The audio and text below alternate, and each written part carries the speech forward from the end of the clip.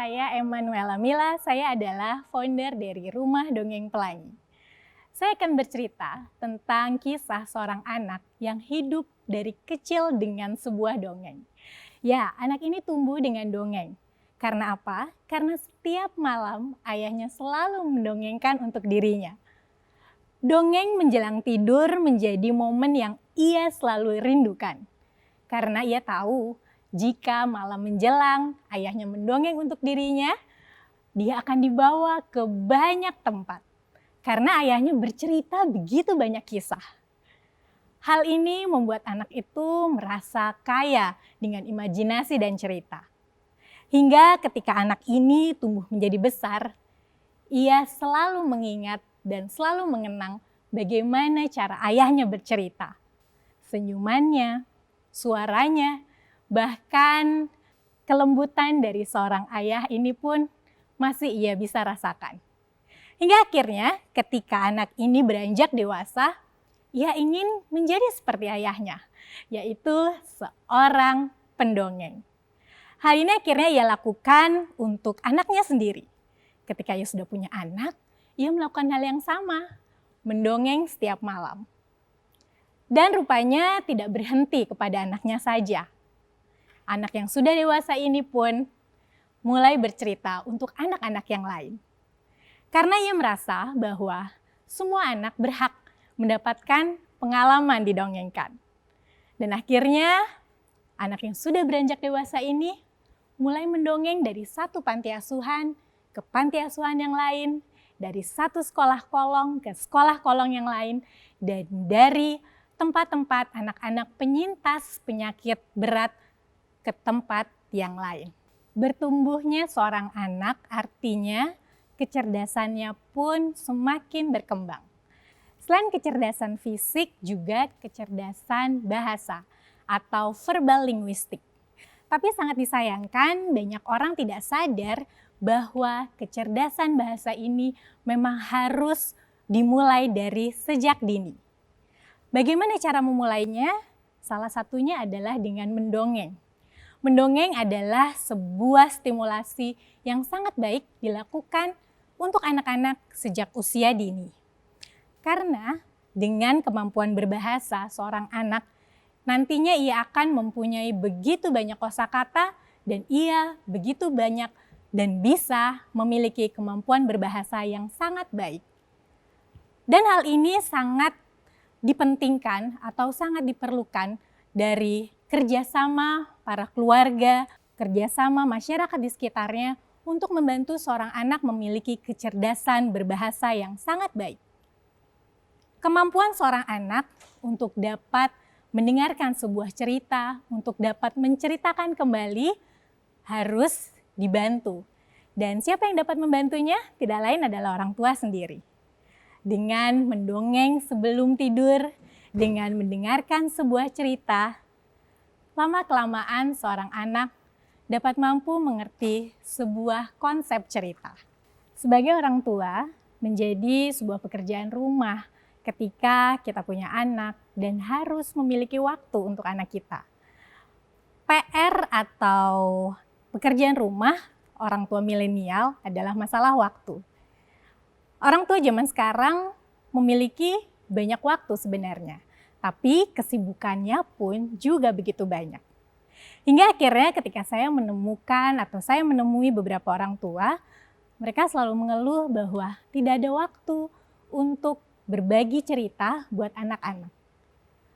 Akhirnya komitmen 15 menit bercerita untuk anak menjadi hal yang sangat berat, menjadi sangat challenging. Padahal kalau diingat kita punya 24 jam, tapi menyempatkan 15 menit saja dalam sehari untuk bercerita kepada anak sepertinya sukar dilakukan. Kalau tidak dimulai dari sekarang, kira-kira kapan akan kita memulainya? Jangan sampai nanti banyak cerita dari para orang tua mengatakan bahwa, wah sudah besar sekali anakku.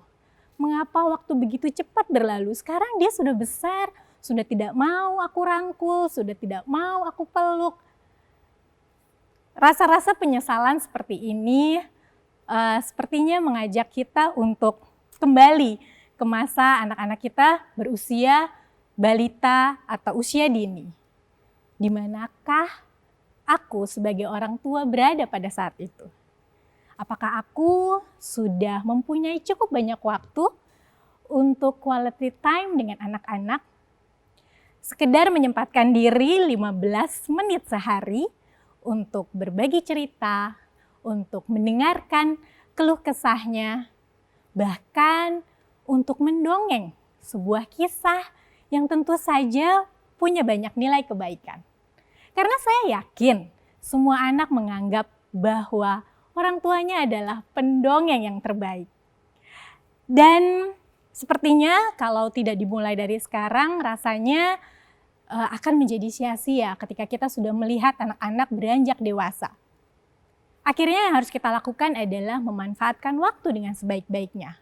Menghargai di saat ini, di waktu yang sekarang, bisakah aku sebagai orang tua membagi 15 menitku sehari untuk bersama dengan anakku? Karena ternyata 15 menit dalam sehari itu menjadi sangat penting buat orang tua dan buat anak-anak. Anak-anak akan sangat mengingat, sangat mengenang ketika orang tuanya mendongeng untuknya.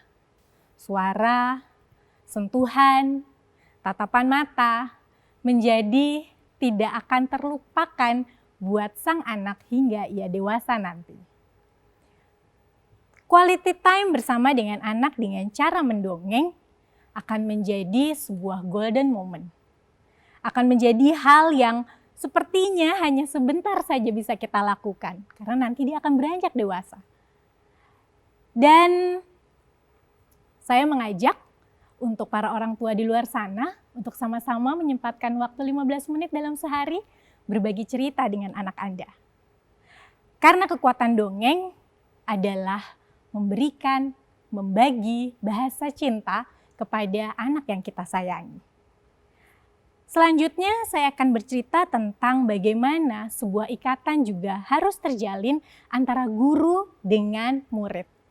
Karena ketika saya banyak melakukan pembimbingan, banyak melakukan pendampingan dengan para guru-guru PAUD, terutama PAUD-PAUD prasejahtera, ternyata kegiatan mendongeng atau kegiatan bercerita jarang mereka lakukan di sekolah.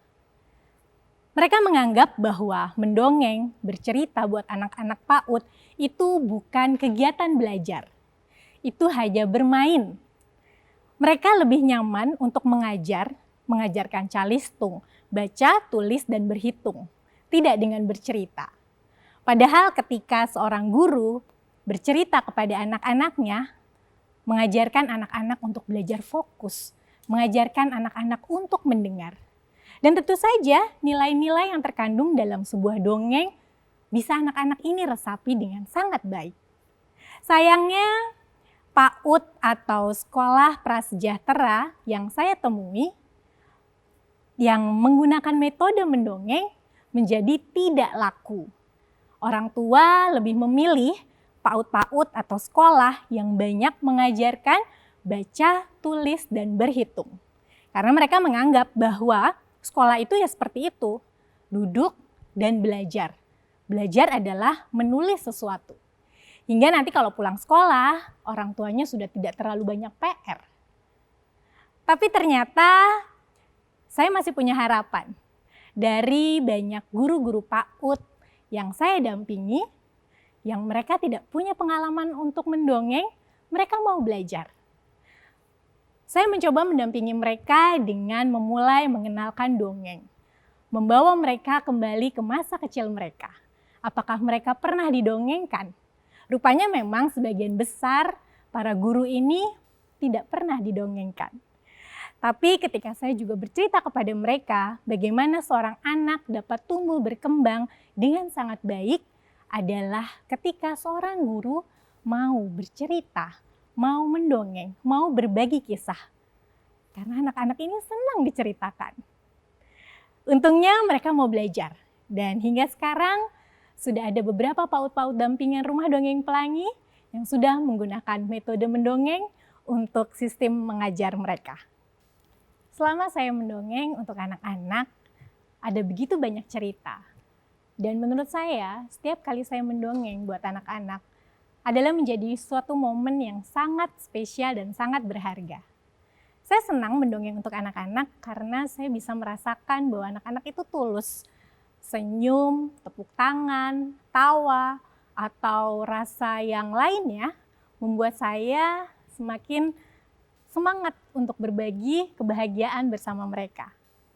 Dan saya pun berusaha mendongeng dengan rasa tulus dan jujur. Karena saya percaya bahwa anak-anak dapat menerima energi itu. Ketika saya mendongeng, ada sebuah pengalaman yang membuat saya tidak bisa lupakan hingga saat ini. Ketika saya pertama kali mendongeng untuk anak-anak disabilitas. Menjadi sebuah tantangan pada saat itu ketika saya ditawarkan untuk mendongeng bagi anak-anak disabilitas adalah apakah saya bisa dengan cara saya bercerita yang selama ini saya lakukan kepada anak-anak yang biasanya, apakah cara ini bisa diterima sama anak-anak disabilitas? Rupanya tantangan itu membuat saya semakin berani, membuat saya semakin ingin bertemu dengan anak-anak ini. Akhirnya saya mendongeng untuk anak-anak autis di sebuah tempat terapi. Saya mencoba mengangkat sebuah cerita yang sederhana. Dan pada saat itu saya merasa kenapa saya langsung tiba-tiba jatuh cinta kepada anak-anak ini. Bahkan sebelum saya mendongeng. Saya mencoba membawakan cerita sedemikian rupa satu persatu dari anak satu ke anak yang lain. Dengan menatap mereka, dengan menyentuh tangannya, dengan membisikkan begitu banyak atau beberapa dialog yang saya ingin sampaikan. Rupanya sebuah respon yang sangat luar biasa saya dapatkan pada saat itu. Dengan keterbatasannya mereka menyambut cerita saya dengan sangat antusias. Ada yang tertawa, ada yang bertepuk tangan, ada yang mengangguk-anggukan kepala, ada yang menjejak-jejakkan kaki. Dan ternyata inilah respon mereka. Saat itu saya sangat bersyukur saya bisa berbagi kisah bersama dengan mereka. Dan ketika saya harus pulang, ada beberapa anak yang meminta saya untuk kembali bercerita. Hal ini membuat saya merasa bahwa ternyata dongeng ini adalah bahasa cinta. Luar biasa. Tidak ada pembagian penonton, audiens, siapapun bisa menikmati. Dan bagaimanapun caranya. Yang saya pastikan dan saya yakinkan pada saat itu adalah ketika saya mendongeng dengan tulus dan jujur. Dan inilah yang dapat mereka terima. Saya ingat Pak Raden pernah berkata, kalau mendongeng itu tidak ada teorinya. Jadi saya merasa bahwa siapapun, semua kita bisa mendongeng. Karena saya yakin mendongeng adalah cara yang sangat mudah kita bisa lakukan untuk berbagi kebahagiaan buat sesama. Saya Emanuela Mila, founder dari Rumah Dongeng Pelangi. Terima kasih.